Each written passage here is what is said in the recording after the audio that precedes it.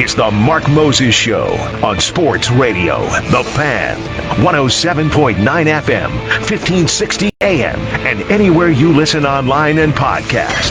You can be a part of the conversation at 321-984-1234. Now, here's your host, Mark Moses. Good afternoon and welcome. Welcome indeed, yes, to a Friday edition of the Mark Moses Show. Only right here on Sports Radio 107.9 FM, 1560 AM, and anywhere you listen online and podcast. Let's get right into it. It is Friday. We are getting ready for the weekend, even though I know a lot of you people out there listening right now or watching the video feed have absolutely no idea what day it is. I think it's a Friday. It could be a Tuesday. I don't know. Christmas was what, 48 hours ago? It's very confusing. There's very this sense of uncertainty. I don't know what day it is. Where am I? What's going on? But I do know this. Last night on television, national television, even though it was on Amazon, I'm still going to treat it as national television. I think the worst game of the season was played. The most unwatchable football game of the season. And maybe one of the worst games ever played. It involved the Seattle Seahawks, who are still alive to win the NFC West, and the worst football team in the NFL right now, my beloved, terrible Chicago Bears. The point spread in this game last night going into kickoff was Seattle with a winning record and a chance to make the playoffs with 2 games to go left in the season. We're a 4.5-point favorite on the road in Chicago. In case you don't understand that, usually in a game, the home team, if they don't know what to do, they'll say, all right, 3 points for the home crowd. You get 3-point favorite. No, the Bears are terrible. They're on a current 9-game losing streak. They're awful. They're going to be at home. They're going to be a dog. But not even by a field goal. 4.5 points. 4.5. And usually when Vegas sets their point spread, they know what they're talking about. But the craziest thing about last night is, again, Seattle is a 4.5-point favorite on the road. Dominated the game. Dominated time of possession, yardage, all that stuff.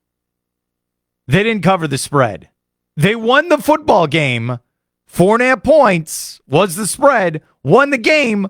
Didn't cover the spread. So you're like, oh, okay, well, maybe the Bears put up a fight. Maybe it was a close-scoring game, and it went down to the wire, and, the Bears lost, but they put up a fight. Yes and no. It was a close game. They did put up a fight. It did go down to the wire, but the final score was 6-3. The Bears scored 3 points, didn't score a touchdown, also did not give up a touchdown, lost the game, but covered the point spread. What? We live in a universe where, seriously, 6-3 was the final score. Not a baseball score, not a hockey score, not a soccer score, or I'm sorry, football for the hipsters out there. An NFL football game in 2024 going into 25. 6-3 was the final score. That happened in today's society. Oh, it was bad. It was, yeah. And I love the comments from just, casual NFL fans who don't care about either team. They're just like, well, good thing I didn't watch that. Or, ooh, that must have been ugly. Yeah, I didn't get to see it. Good. You didn't miss anything. Nothing. And for the first time in a long time, there was something chanted during this football game that I've never heard before.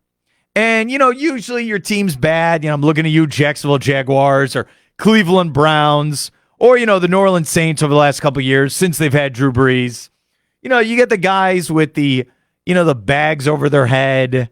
They don't want to show their face. Ha, ha, ha. Or boo. You hear a lot of boo. You suck. Bench this guy. Fire him.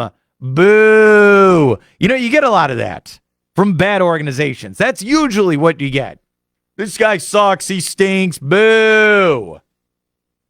We heard a chant last night in the second half of that football game, the worst game of the year in the NFL, and it continued into the post-game show on Amazon. And then when people are walking to their cars, it continued. It was the most consistent thing you saw in this game last night. In unison, 60,000 fans chanting, "Sell the team, sell the team." It was that bad. I watch a lot of Miami Dolphins games. I really do. And I know a lot of the fan base with the Miami Dolphins, a lot of those fans all around the state of Florida don't like the owner. And sometimes they get very aggravated how this team constantly shoots itself in the foot, craps the bed, I'll go there, constantly screws it up, hasn't won a playoff game since 2000. 2000! Dan Marino was the quarterback then. It's pretty bad to be a Dolphins fan of the last 2 decades. And still, I don't think I've ever heard the fan base there at Hard Rock Stadium chant, "Sell the team, sell the team." I'm not kidding around. It's never been that bad. Never. Hey, when I was growing up, I rooted for the NFC Central. That was my division. The black and blue, the Norris division, where it was the 5 teams, where it was the Bears, Lions, Packers, Vikings, and the Tampa Bay Buccaneers. And when I was growing up, the Buccaneers were trash. Beyond trash. 80s and most of the 90s. Then by the late 90s, they finally started drafting well. And, they get Derek Brooks, John Lynch, Warren Sapp, and they built that defense. They really did. Monty Kiffin. Yeah, the cover 2. Tony Dungy. They really built it up. And they turned into a Super Bowl contender. But, man, when I was growing up, they were beyond trash. They had the creamsicle jerseys, all that stuff. They were bad. And I know, my buddies Anthony Knockreiner, Luke Easterling, Jason Redman, Jerry Durney, all these Buccaneer fans, they just tell me recently, we won the Super Bowl in 2020. We've been in the playoffs 4 years in a row. They've gotten a lot of winning over the last couple of years. They have. But they start to forget, that team was garbage growing up. The Buccaneers were awful. They were bad. And even at their worst moment, especially their first year, 76, they go what? I was going to say undefeated. Winless. No one was saying, "Sell the team, sell the team." That was an all-time low. All-time low. And I told my buddy Martin, who is originally from England, lives here in Brevard County, loves the Bears. Loves them. And I texted him this morning, right when I woke up, and I said, "I'm so sorry you picked the Bears. I didn't get a choice in any of this. My parents said, this is the team you're rooting for." And that's what happened. And that's what I root for. And I bet you if you're listening to me right now, there's a lot of people who are similar to me. You grew up in a house, you're all Dolphins fans. Hey, fins up, that's our team. Hey, I'm a Jaguars fan. I'm a Cowboys fan. I'm a Giants fan. All that stuff. You didn't get a choice. And I really felt bad for my buddy Martin. I really did, because he chose the Bears. He's originally not from this country. But he would watch it on TV, get the tapes, and, the 80s Bears, and he fell in love with the team. He didn't have to. He had a choice. He could have rooted for anyone he wants. No, he rooted for this, and he chose this team. And you can see I'm fumbling my words because there's such anger and disdain in my voice. They're on a current 10-game losing streak now after losing 6-3. When it was a season of, remember, the Hail Mary play, they lose in Washington. And the game on Thanksgiving, when they didn't understand the timeouts with the game on the line, they fired the coach. And then last night, losing 6-3. All this has happened in the same year. My buddy Eric here at work, he's like, "You sound like you went to war, like you're a Vietnam veteran or something," because I'm just bringing up all these horrible flashbacks. 10-game losing streak. And there's one game to go. They're going to lose to the Packers end the season, and it's going to be a new franchise record, 11-game losing streak going into the offseason. And the fan base, they're not fire the coach, get rid of this player, sell the team. It's at that level. They can't even trust players or coaches or front office. They have to get to a point where you have to get rid of the people who own the franchise. And that's the only hope to maybe turning it around. It was that awful. Oh, man. That was bad. Bad. And you know what I really, really thought about last night? When I really, deep in my heart, when I see Caleb Williams running around for his life and he's got the worst offensive line in football. And he's been sacked now over 70 times in a season. Sacked 7 times last night. And I'm amazed that he's still playing. I'm amazed he's not gotten injured. I don't even know when was the last time you had a quarterback under center for the Bears start every single game in one season. Knock on wood with 1 game to go. I really think about Patrick Mahomes. And I'm going to take this to my grave. Last night, what you saw where it looks like the Bears are going to try to ruin another franchise quarterback, that could have been Patrick Mahomes. Patrick Mahomes should thank the football gods that he was not drafted by the Cleveland Browns at 1, the Bears at 2, and there's other teams around the NFL. He is the luckiest man on the planet that he went to the right situation, that he went to Kansas City, and he got Andy Reid as his coach. And he sat for a year behind Alex Smith, and he waited for his chance. And he has become the best player in American sports. Not just in the NFL, in American sports. Yes, I'm putting basketball with LeBron and Steph and baseball with Aaron Judge and Ohtani and all that stuff. He is the best player in American sports. And what helped him was he went to Kansas City. And he has won 3 Super Bowls. And there's a part of me, after what I saw on Christmas, I think Kansas City should be the favorite to win the Super Bowl again. And I think there's a good chance that they can win. Kansas City become the first NFL team ever, seriously, to win 3 Super Bowls in a row. And I think it's a possibility now. They have 1 loss on the season. They're going to get home field. I think Kansas City's the favorite, and I think they can win the Super Bowl again. And Mahomes, who's about, how old is he now? Is he 30? Is he even that old? I think he's got a chance to win his 4th Super Bowl, and I think he can catch Tom Brady. And this all starts because luckily the Cleveland Browns and the Chicago Bears did not draft him because they would have ruined him. And those plays where Caleb Williams is getting sacked and he's running for his life and the fans are booing, that would have been Patrick Mahomes. And that breaks my heart to say that. It really does. If we would have drafted, I'm saying we because I've been there every single game. If my team would have drafted Mahomes, he would have been a failure in Chicago. And that's what it is. Right?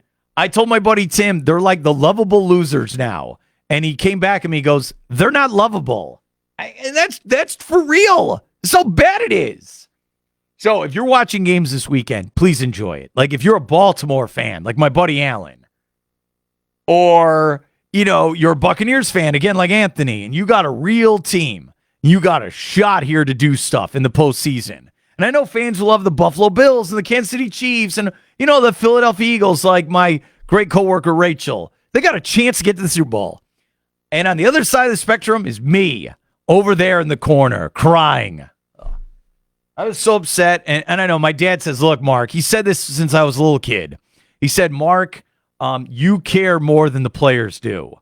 You're a fan. The fans care more. You know what? He's probably right. And I went to bed. I was so upset after watching that game. It was so awful last night. It really was. And I woke up today and I really didn't want to go to work. And I love my job and I love doing this show. And I kind of woke up and I was just like, can we just win 1 game? I'm not asking to win the Super Bowl. I'm not asking to win the division. I'm not asking to win a wild card or a 3-game winning streak. Can we just win 1 game? Can we just do that, please? Please? Come on. No. Can't even get that. Shaking my head. So I don't want to get to work. I went to work because I'm still a professional. I'm here. I'm having a nice time. I'm doing some stuff behind the scenes. And yes, it's a complete ghost town here at work. Ghost town. Everyone else is taking off. They're smart. I'm dumb. And the only thing that could cheer me up, like I really had to go deep into the vault and think about things that just always make me laugh. And the only thing that could get me out of my funk before the show started was, and I've talked about it before on this show, but I'm not kidding around. I was talking about it with my coworker, Eric, my good friend, and then I watched it on my computer screen in my office. I had to watch that Baywatch episode from the mid-90s when Hulk Hogan and Macho Man Randy Savage show up in one of the most ridiculous episodes of Baywatch. And that's saying a lot because that's one of the dumbest shows in the history of television. It's a great episode where Hulk Hogan and Macho Man are there on the beach, hanging out with the lifeguards, Pamela Anderson, Yasmin Bleef, all of them. And Ric Flair shows up, the Nature Boy, 16-time world champion. He shows up with Vader and the Shockmaster. They get out of their limo, and Ric Flair is styling and profiling. And Hulk Hogan's like, Ric Flair, what are you doing here? You're retired. What's going on? He's like, ha, ha, ha. Guess what? Guess what, Hogan? I just bought the property to the oceanfront gymnasium that all the kids use. What are you talking about? That's right. I'm going to tear down the gym, and I'm going to build oceanfront condos right here on the beach. Oh, no. And everyone in the crowd, Hogan, Macho Man, Pamela Anderson, they're all upset. Why would you do that, Ric Flair? You know why. Because he's the dirtiest player in the game. That's why. And honestly, if you think about it, you take a step back. It's a great investment. Oceanfront property on the beaches of Baywatch. Are you crazy? You make a fortune on this. Ric Flair is a very smart man. But then Hulk Hogan, he takes out the trump card. Does the one thing that's better than owning $1 million property on the beach in Los Angeles, probably Malibu, wherever they filmed that. He said, I got something better than oceanfront condo property in Los Angeles, something even more valuable. And Ric Flair's like, what are you talking about? What is it? The again, he said without laughing, the WCW World Heavyweight Championship. I'm going to put it on the line for the deed to the property. And Ric Flair can't handle it. No, what are you talking about? Because in their eyes, if you're a real world champion, the actual belt is worth more than any piece of property. That's right. But Ric Flair's a dirty man. He's a dirty player of the game. No, we're not going to go one-on-one. We're going to make it best of two, where Ric Flair is going to take on Macho Man Randy Savage, and Hogan is going to have to take on Vader in a steel cage. If the bad guys win, they get the property and